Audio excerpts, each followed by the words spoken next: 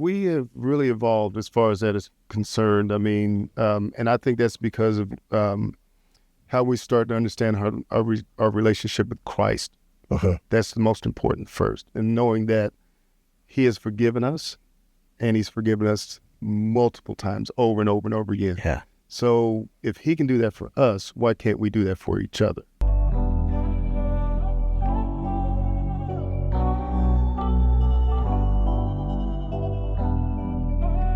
Modes on the beat. Hey, what's up, GP Nation? It's your host, RJ, here tonight to bring you an exciting episode with two of my favorite people in the entire world, Jeff and Diane. I have known them not as long as everybody would expect, but our time has been sweet. I have taken knowledge from them. But if you would give a round of applause to Mr. Jeff and Miss Diane. Thank y'all so much for coming. If you'll just introduce yourself, tell us a little bit about yourself, and we'll go from there. All right. Thanks for having us, RJ. Yeah. Being the gentleman that I am, Diane, you can go first. I knew he was going to do that. So I'm Diane, and a little bit about me. I grew up in a very small town in Nebraska, but I've been here in Texas and Dallas for longer than everybody that's been alive except for him. Okay. I am officially a Texan. I'm a beauty consultant with Mary Kay and honey to 3 grandkids. 3 grandkids. Nice. Okay, Jeff? Well, I'm a San Diego native. My dad was in the Navy. Okay. So when my dad and mom met, they were in San Diego. And myself and my 2 siblings were all born in San Diego. I'm the middle of 3 kids. Okay. Guess my age is, I'm 60 years old. I'm proud to say that because I feel good. I want to look like you at 60. I feel really good being 60. I mostly grew up here in Dallas. My dad retired from the Navy in 1977. He was a Dallas native. My mom originally was from Jamaica. When they decided to retire, it was going to be either Dallas or San Diego where we're going to set our roots. They flipped a coin to decide between the 2 cities. Wow. And heads came up Dallas, and we've been in Dallas ever since, except for a short little time when I was in the Navy for about 4 years, from 1982 to 86. But just like Diane, I've been here so long, I consider myself a Texan, Nice. Dallas native. We have 3 kids together, 2 together. One is a bonus son, is what she calls him. Okay. And he calls her bonus mom. Nice. That's my son, Jason. Okay. And then we have Kelsey and Mallory that are our 2 daughters together. What are their age gaps? Jason is 42. Okay. Kelsey is 34. And Mallory is 32. Nice. Yeah. Okay, so when we sent out the invitation, I was super excited to say, hey, man, I want them on. But y'all's response is what really got me excited about it. I started reading, okay, what do y'all want to talk about? And both of y'all's responses were, we want to talk about love and marriage. And so we're going to get into love right away, y'all's love story. So I want to see who says it right, who remembers what about it, because love stories they're unique, they're y'all's, and I believe that none of them are the same. And so tell me kind of how y'all have met, and we'll kind of go from there, and I'll start asking some questions. Okay. We met at Baylor Hospital at Dallas in the emergency department. Okay. Diane was working there as an x-ray tech, and I was there as a ER technician. Okay. So when I was in the Navy, I was a hospital corpsman, EMT paramedic. So when I transitioned to being a civilian, I went to Baylor and started working there.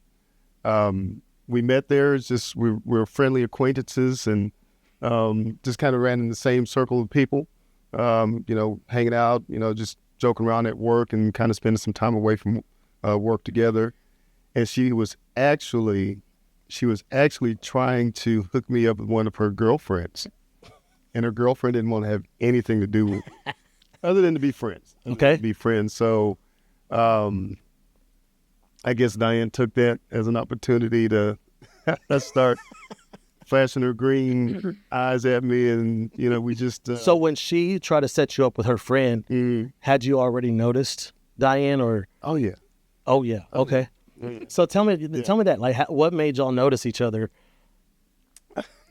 Be honest. Go ahead. You keep talking because I got some more to add. Oh, you got more to add. Okay. A little bit. Oh wow. I mean, she was just beautiful to me when I saw her. Yeah. I just was immediately attracted to her. I mean, she was very pleasant, always laughing. I just was attracted to her in the best way. And you? So I did try to hook him up with my best friend because I was dating somebody at the time. You were. And so that's why we became friends first, obviously. But I told my girlfriend, I said, I think you should come down here. She worked in the main department in X-ray. I said, I think you should come down here. I've never seen scrubs quite look like this. So, because like he would walk past, we had like a little cubby that we were in. And I was like, not to mention that he creased his scrubs. We all slept in ours, but he creased his. The military got him. So that was it. And he just said to me one day, he said, when you get rid of that guy, let me know. I like it. And then I did. Spitting game. How old were y'all there? Oh, wow. 23.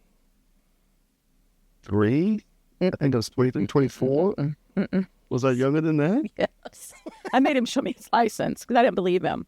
Because I didn't act like the way he did. When I was 21, I didn't act that way. I'm older. So he's 21. I mean, barely, because you spent your 22nd birthday in Nebraska. God bless. That's right. I forgot about that. Okay. Yeah, nice. That was a fun trip. Yeah, so I broke up, and the next day he was at work and picked up his check and had Jason with him, and I just said, I got my key back, and we went out the next night. Wow. And the rest is history. And my best friend thought it was total rebound. Yeah. Wow. Yeah. So, and all together, how long have y'all been? Together? From that day, yeah. Not just married, but all together. 38 years. 38 years. Wow. Yep. All right. So we're going to ask some questions on that too. So what made you know that Jeff was it for you? And then Jeff, what made you know that Diane was it for you? I don't know. Sometimes you just know. I knew before he did. I'll just say that. But how? Like what made you? No, he was just, he was good. And I came out of a bad relationship and it was just different than anybody else I had dated or had a relationship with. Oh. So he was just kind and cute. Cute. I was like, I'm not giving this guy, this creased up man, I'm not letting him go. What about you, Jeff? Wow. You should probably give a little backstory why you were a little hesitant. Well, I was married before. Right. I was young and married, ill-equipped to be married. I didn't have the spiritual background. I didn't have my relationship with Christ like I have now when I was married the first time. And the only thing I really had to stand on was the fact that I had parents that had been married for a long time. So I saw the example of people together and loving each other for a long time, but I really didn't understand what went on behind the scenes, what really meant to be married. Yeah. I was just so young. And so that marriage didn't work out. So I wasn't necessarily, when I went to work at Baylor, looking for a spouse. She just happened to be there. Wow. And, she caught my attention.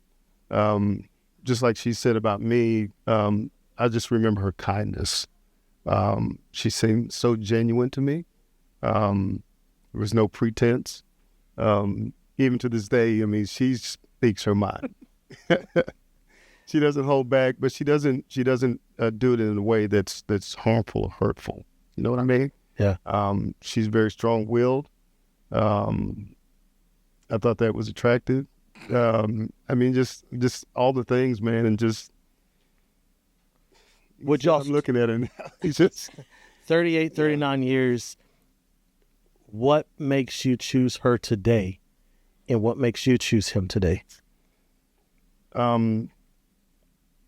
The way she looks at me now is the way she looked at me then. Wow. And she still does. And that gives me some energy. It gives me some security. that I didn't have before when I was young and married, because I didn't have it. Wow. So yeah, don't cry. And you? You shouldn't have said that. Just in seeing who he is becoming. Yeah. In his walk with the Lord, especially in probably the last 3 years since we've been at social. Wow. It's kind of crazy. Yeah. So that's so good, Jeff, because I don't know if you remember this, but one of our first encounters, we're in Connect group, and I had shared some of my story, and I remember I was kind of like at a loss for words. I was almost regretful that I shared that much with everybody, and I was, oh gosh, like, what are they going to say about me? And you told me my story's not over. And it's different when it comes from a peer or a friend, but somebody who has an authoritative voice, who is my senior, it came as a voice of fatherhood. Yeah. And when you said, hey, RJ, your story's not over, I could have broke down and cried, because those words of affirmation hit different when it came from somebody who came from a place of authority, a place from a soft-spoken father figure. And so for that, I want to say thank you. And I agree with you. The best is still yet to come. And I just always enjoyed hanging out with y'all. Yeah. Even when I pull up to church and I walk to greet one of y'all, even this last time, I think you needed gum. Mm-hmm. You needed gum. And I'm over here going to go grab some. I think I stole somebody's gum from the front row, brought it to Jeff, and then took it to you. But y'all always, like, every time I see y'all are interacting without words. You're smiling. You're like giving goo eyes and stuff like that. And so what I told my assistant was, your relationship, your marriage is one of the three that gives me hope that love is still real.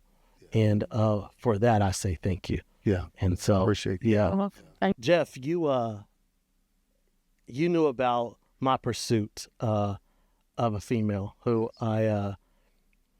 going back to Connect Group, we started talking, and I tend to have no filters. I tend to say what people are thinking, but maybe are afraid to say. Mm-hmm. And so they were like, well, tell me about, like, your type. And I said, y'all don't want to know my type, because because the Lord knows what I like, right? And I have this belief that God is a God who knows me and knows that I want to be fully attracted to my person forever. So we said some things. I said some things that kind of probably rubbed people wrong, whatever. But then the next time we met, I shared about, I was walking at a service and I see this woman just worshiping, and my spirit man and my human man instantly was attracted. They came together, and I was like, oh my gosh, like, that is it. Like, almost there was a leaping of my spirit that, hey, recognize this person is being noticed. So I just sat there maybe like 30 seconds or whatever, but felt like forever. Then I walked to the truck, and then I'm mad because I'm like, I couldn't tell you what she looked like. And if we're honest, if we could be honest, this show is we're honest, is I tend to like curves. And I was like, God, I don't know if she had a big butt, a little butt, no butt, all the things. I don't even know what her face looks like. Right. So I remember I brought that to Connect Group, and somebody says, well, maybe God is just showing you this is your type of woman. And I said, no, I'm not okay with that. I'm not okay with that. I want to know. Almost a month goes by, and we're in service, and they are there. I can't say where they're at for the protection of who she is, but they were there, and I recognized the same style of worship that I saw at that service when I was leaving was now almost in front of me. And I said, oh my gosh, like, Lord, this is it. Yeah. And so I remember in that Connect Group, I told you specifically, and shout out to David and Blake, I said, I want to pursue a woman in a way that represents Christ well, because I've never done that. I've been a Christian. Yeah. I really liked Jesus, but I didn't always follow his father's rules, especially when it came to women. And so God showed me how to pursue. And I remember I was like, hey, Jeff, I'm going to do this. I'm going to do this. And sometimes you'll be like, that's a little corny, but I love it. I love it. And so because I wanted to be set apart, because kind of like what you said, something about him that attracted you to him, it was different. It felt right. He was just there. He was kind. And so I wanted to be different, because I believe that when somebody encounters us who loves the Lord, we have to leave in a different atmosphere. They have to be, oh, dang, there's something different about them. And so I remember just pursuing and just doing it. And I love, because you were so encouraging, and it really fueled my heart and my hope for love, because honestly, at 40 now, you don't want to be single in 2025. The world is wild. The world is wild. A lot of people believe that they heal in relationships instead of healing before a relationship, right? And a lot of them tie their identity into being with somebody. They don't know how to be alone. I was one of those people. And so some of my deepest and most intimate times with the Lord was on my knees in my living room saying, God, I desperately want a woman. But then the voice of the enemy started to say, hey, that love life is now on the shelf for life. And so I just began to have anxiety about that. Lord, I feel like I'm good now. I'm 40 and I'm feeling like better than I did at 25. Right. I feel like I have just a lot to offer. I'm not broken. I'm healed. But the enemy kept on saying, it's on the shelf life and it's almost dead. It's almost like a Lazarus moment for my love life. And so I remember continuing to pursue. And as I pursued, the Lord showed me that's how he does us. He pursues in a way that you can't say, oh, that was just a coincidence. No, the way that God pursues us is so intentional, intimate, and unforgetful, right? Where he does it in a way that says, hey, I'll do whatever it takes. I'll climb whatever mountain, stoop down in the dirt to show you that I love you in the midst of whatever your heart is saying. And so that was a cool story of the pursuit. But I thank y'all, because I know you're like, hey, we're praying for you and all that stuff. And that story is still happening. Evolving. It's still happening. We don't know. Good. But the thing that I've learned from that is the pursuit is godly when you represent him well in every single thing that you do. And so that is what I want to do. Recently, and when I say recent, this week, I went to the casino, and I tend to go to the casino by myself. That's kind of been my getaway. Okay. It's also been the way that I self-medicate. Just kind of get alone. It's an hour and 15-minute drive from my house, and I just drive, and just whether I'm going through it, whether I'm in a good mood, it's kind of my getaway. And Jeff, when I got there, I don't know if y'all have ever been to the casino, but in the casino, it's loud. There's music, there's gambling, there's drinking, there's a lot of movement, a lot of things that go on in the casino. And when I walk into the casino, I begin to just hear the voice of the Lord. And I don't know if y'all have ever been like this. Have you ever been like, not right now, God? Like, I want to have fun. I want to just kind of not have to worry about life. I want to just, but he kept on just tapping on my head so that I would understand that he's speaking to me. Right. And so instead of going to the casino floor, he led me to my hotel room. And when I got there, I started just saying, God, I'm going back to that moment where I desperately want you to bless me with a woman. You know the temperature of my heart. You created it. You healed it. You molded it. So you know the temperature of my heart, but you also know the temperature of my household.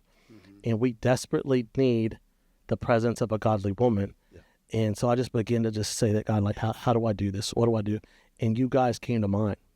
And I started to just say, God, it's cool. It's real cool to clap and to celebrate for friends that are in love. But it kind of hits a little bit different when you see it, but don't get to experience it.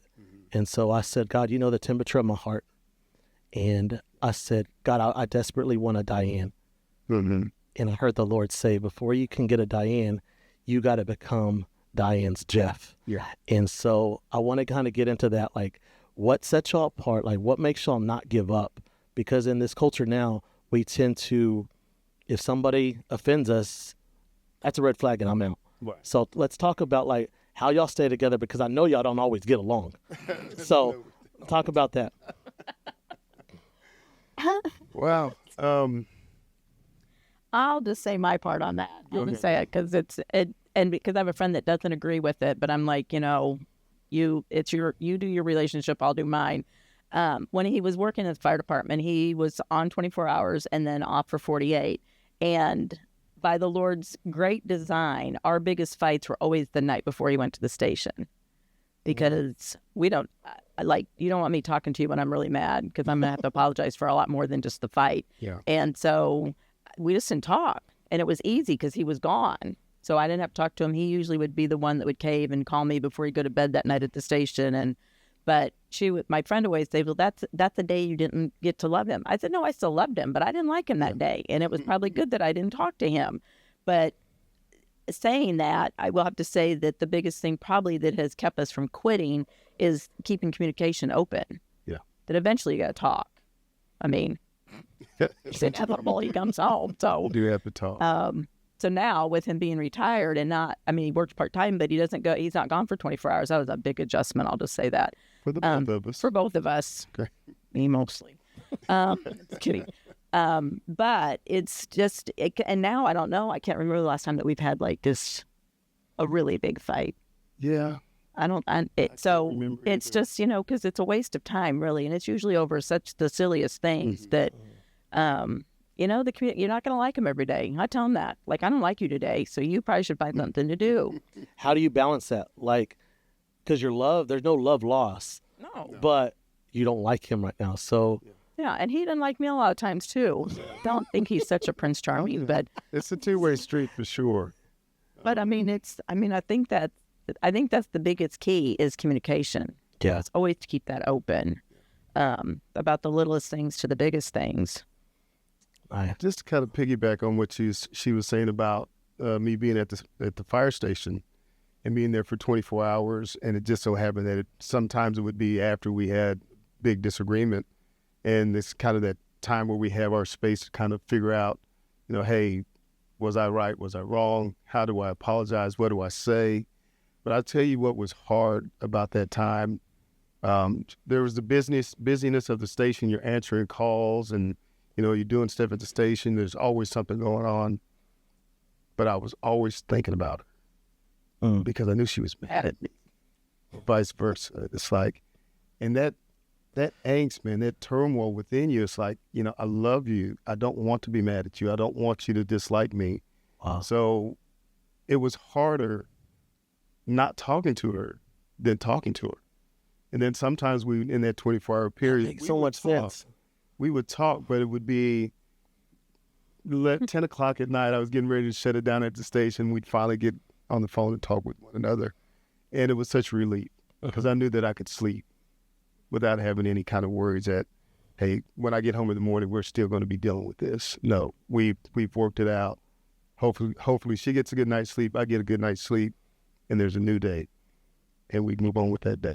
You shared something in Connect Group to one of the married couples, or not the couples, but just the guy, younger guy. You said something that I think I wrote it in my phone. You said with you and Diane, even when you are not good, the communication is always good. Yeah. And so I thought that was something I put in my pocket, and I'm like, I'm using it because this will blow y'all's mind, because I've been a victim, but I've also been one who's done it to people is in relationships, whether it was long-term or short-term. If we were upset, we would purposely not talk, and I'm sure as heck not going to view your story because I don't want you to think that you think I'm thinking about you. Right. And so like, it's such a dumb theory, but that is what is culturally like proper now is, hey, I am so independent. I don't need to miss you. I don't need to talk to you. I don't care about you. Where truth is, we do care, but we don't know how to be vulnerable. So talk to me about just some maybe a moment where you guys had to be vulnerable and say, hey, babe, I'm sorry, or hey, I messed up, or things like that. All the time. Because I think now that's what we do. It's more of an, I'm sorry, I shouldn't have said that, whatever. Yeah, we have really evolved as far as that is concerned. I mean, and I think that's because of how we start to understand our relationship with Christ. Okay. That's the most important first. And knowing that he has forgiven us, and he's forgiven us multiple times over and over and over again. Yeah. So if he can do that for us, why can't we do that for each other? That's so good. And it's not hard to say I'm sorry anymore. I mean, early in our marriage, it was difficult. I wanted to be right. She wanted to be right. We would dig in and be like, hey, I'm not saying it. But now it's an easy heart and soul search where you're like, I was really wrong. What I said was hurtful, and I need to apologize. And it's easier to do now.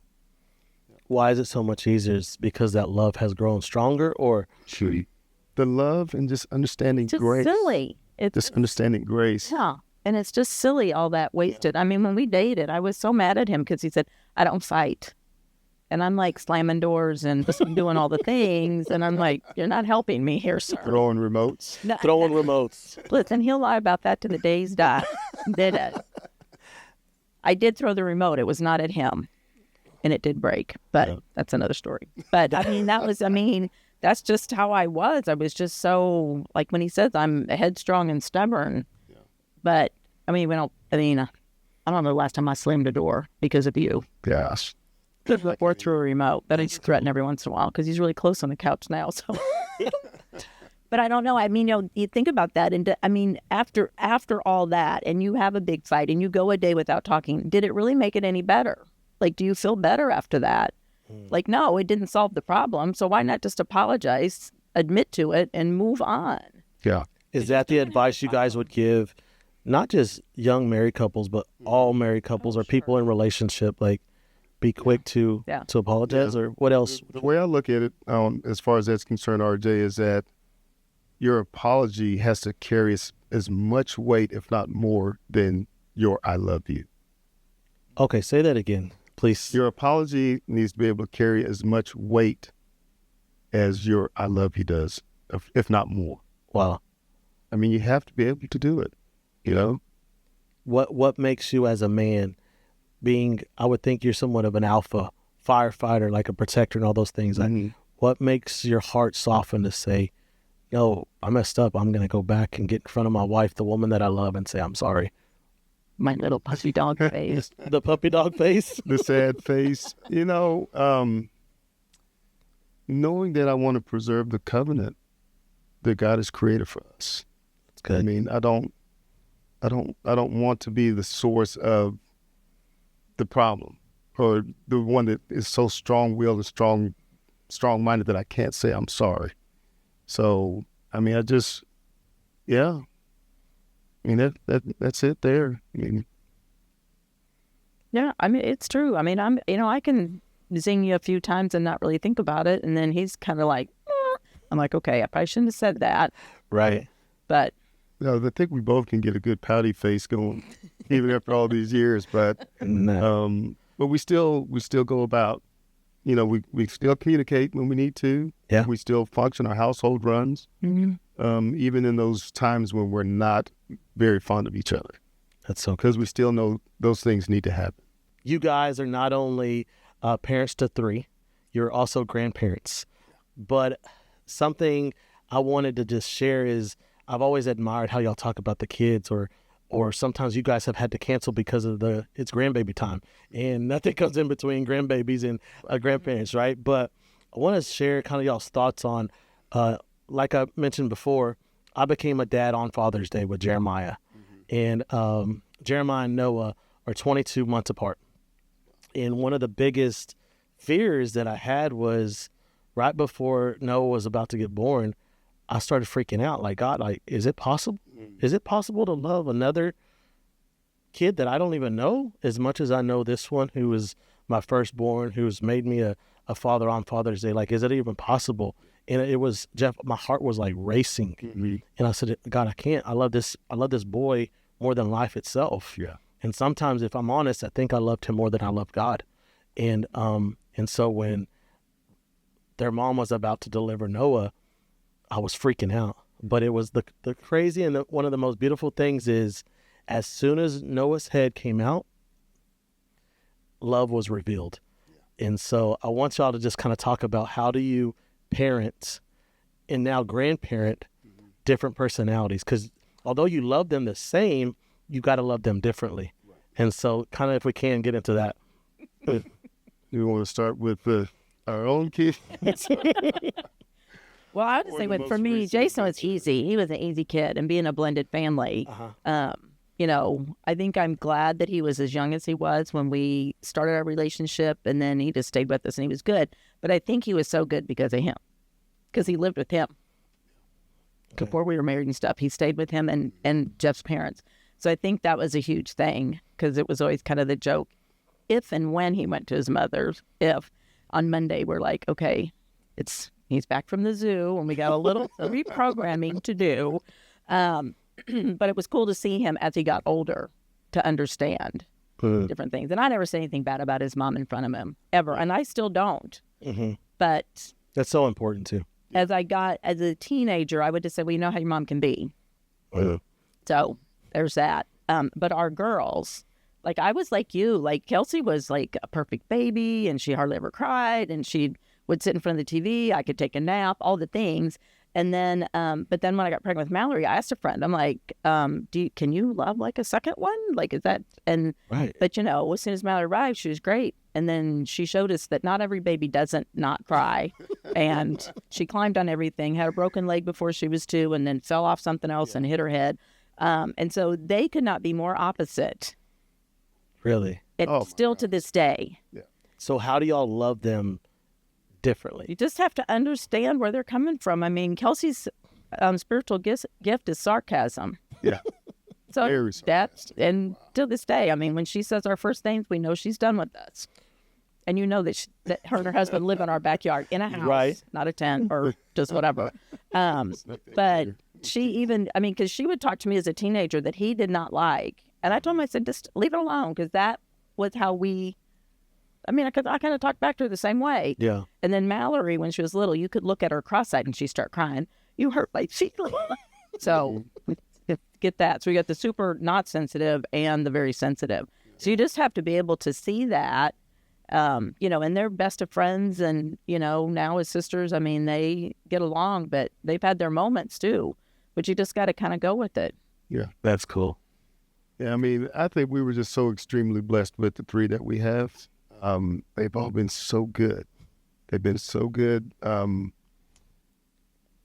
know, obviously, you know, I had Jason before we met, and becoming a father at a really young age, I think I understood the gravity of it and, you know, the importance of it. And just like you, I mean, I was in love with this kid, you know. It's like, you know, I'm a young dad, but man, look what the Lord has given me. Yeah. You know, and, you know, I've got this boy, he's healthy, he's great. And, you know, so I was young and married. So, I mean, that means I was young and divorced.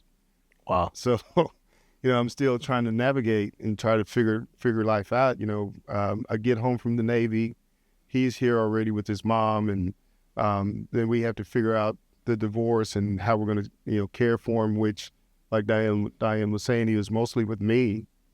And my mom and dad helping me raise him. She had her time with him, which is crazy because I was paying child support. That's another pod. That's That's a whole nother pie. It's so crazy, but you're better than me because the public thought RJ was a great dad paying all this child support.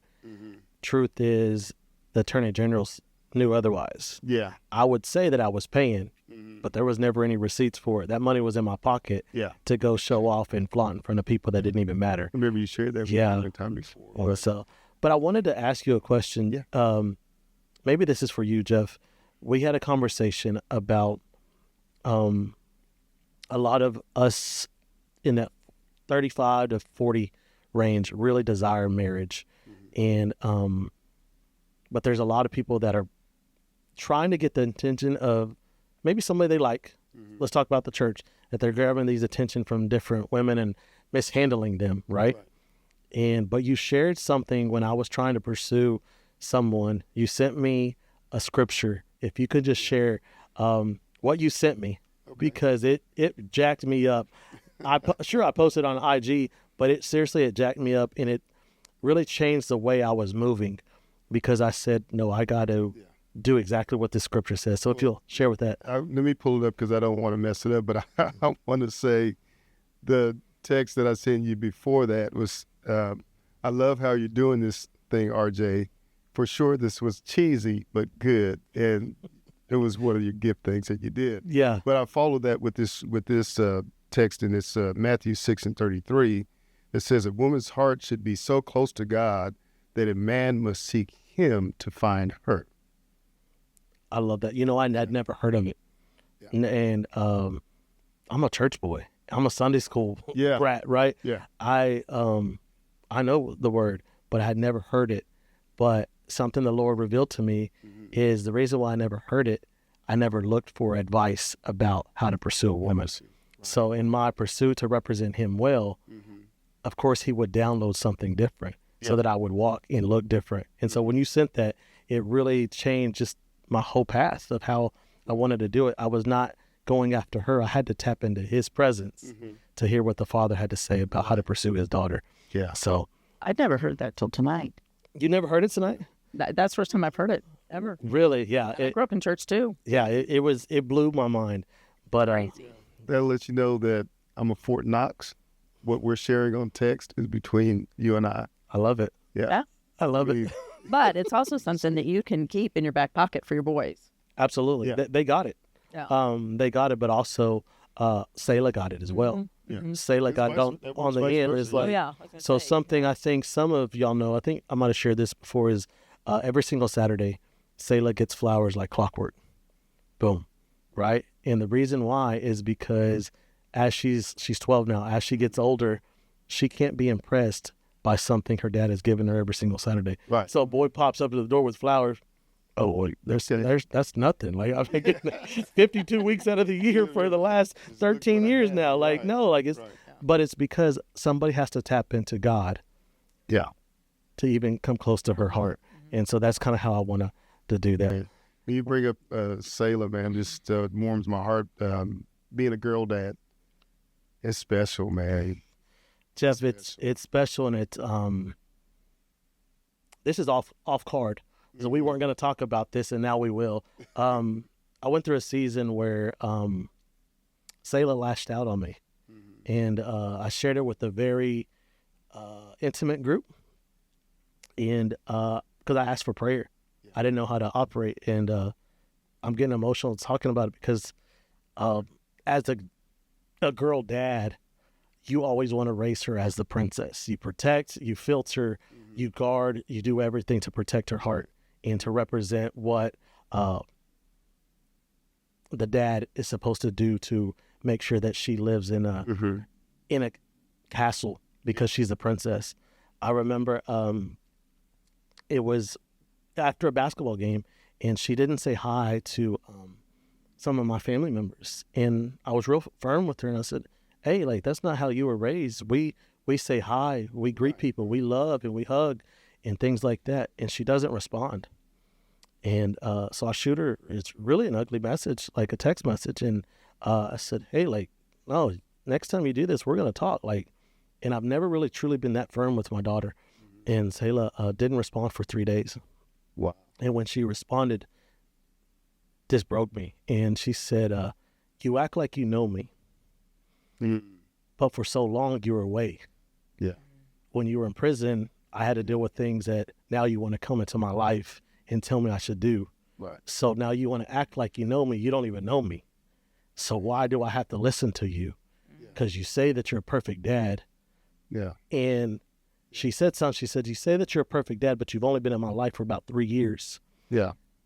She was wrong on her math, but she was right in her heart, and it was broken. And I had to instantly, I wanted to really discipline. But the Lord said, no, you can't discipline that. You got to love so hard that the brokenness, the heart that is just broken and calloused with hate and misconception that, okay, your dad was gone for 2 years, but mentally it felt like 6. Yeah. And so I just pursued her in a way, and I said, baby girl, I said, I'm sorry. You have every reason to question that, but the Lord allowed me to pursue, Jeff. And now, Selah and I, well, that's my baby. And the boys know, like, I love the boys, right? But if somebody asks, who's your favorite? It's my baby girl, right? But it's something like that. Yeah. Debate in our household as well. It is. Debate. We all know, except he just won't admit it. I mean, even Kelsey's like, I know Mallory's the favorite. Check all his passwords. Check all the things. We were in Miami. We were in Miami at a circle, and the boys, they always want to go buy stuff, whatever. And they're like, oh, Noah's borrowing cash from Jeremiah, and Jeremiah's, man, I'm getting strapped, I'm getting low. And they're like, Selah, how come you always got money? And Selah goes, I'm never broke. They're like, what? And she said, I got Apple Pay. Apple Pay is Dad's credit card. But that's what I want. I want her to know that whatever her father has, she has access to that, because the Lord has shown me whatever my father has, I have access to it. So Scripture says to approach the throne, with boldness, right? Because we have that authority, we have that access. Tea time. Tea time, tea time, tea time. Tea time like All right, GP Nation, it's time for one of our favorite segments, Tea Time. This is where we rapid fire these questions that have been submitted by you guys, and we quick fire answer.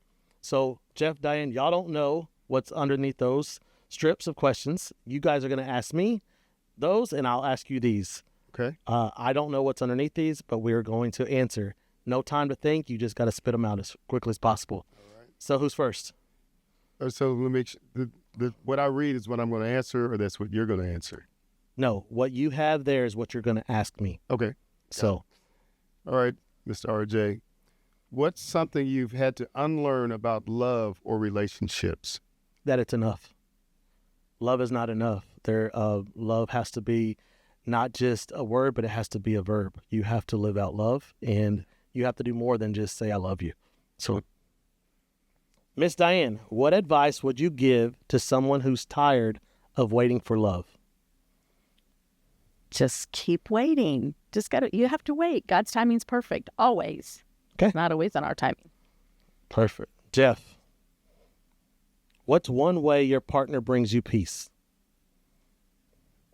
Wow, she brings me peace just by her presence. Okay. Yeah. Okay. RJ, what do you wish someone had told you before getting into a serious relationship? Oh, I wish they would have told me the truths about my insecurities. A lot of times I would self-sabotage because I wasn't healed. And so I wanted to control that pain. So I would do whatever it took to make sure I'll hurt before I got hurt. So I wish they would have told me, hey, get healed and deal with your insecurities. So, all right. Jeff, what habits or boundaries have helped keep your relationship safe? Number one habit is spending time in God's Word. That habit is really impactful on both of us. We spend our mornings usually on the couch in the Word. We don't have a lot of big discussions about what we're reading, but we are there together, and that's our time together. And that habit, I think, sets the tone for the day. Nice. All right, Miss Diane. How do you balance personal growth with growing together as a couple? I think you have to do both. And I think you have to be aware of where you need to work on yourself. Kind of like what you talked about, your insecurities. You kind of have to realize that, look at the blind spots that you might have and work on that a little more. All right. That's it for Tea Time. But continue to submit your questions, as we love to hear the questions that you want us to answer. Thank you so much. The link is below. All right. Now it's time for my favorite segment called Mic Flip, where the guest become the host and me, your host, becomes the guest. So, host Jeff, host Diane, you got one question to ask me. Nothing is off limits. And so, ask away. Okay, I'll go first. Okay. That way you can use your question. So, in your pursuit of the woman that God has for you and getting into a relationship where you have children, it's a blended family, how is that going to affect your kids, or how are you going to prepare them for that, or have you already? Yeah, so after the divorce, I didn't know how they would respond to dad getting a relationship.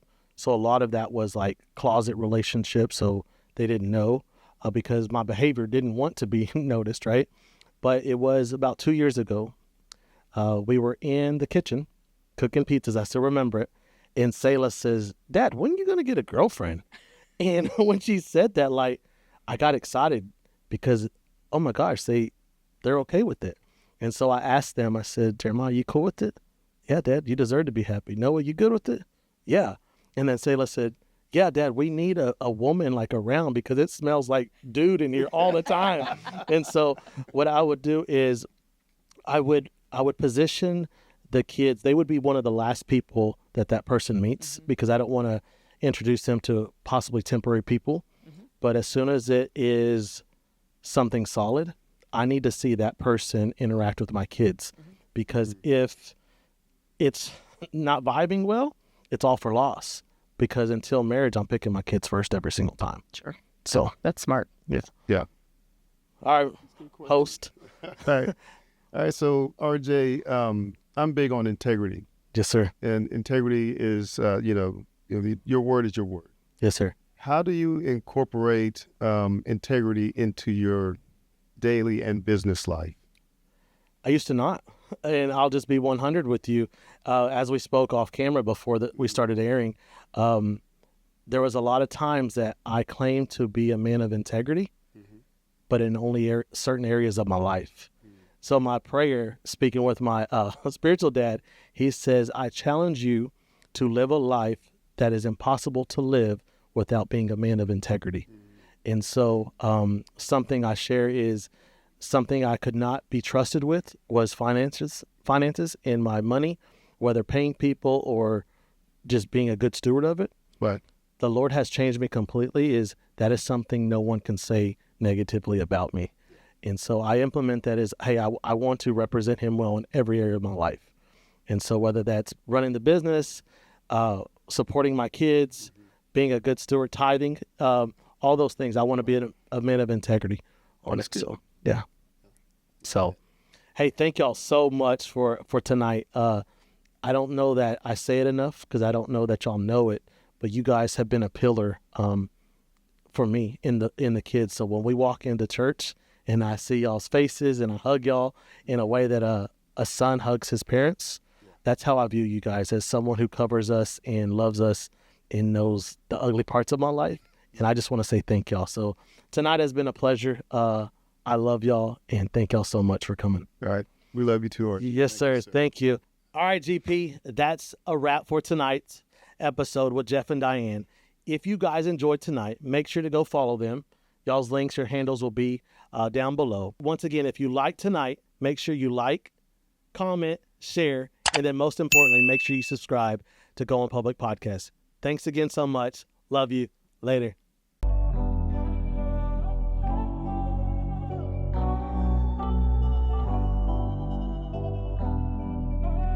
Modes on the beat.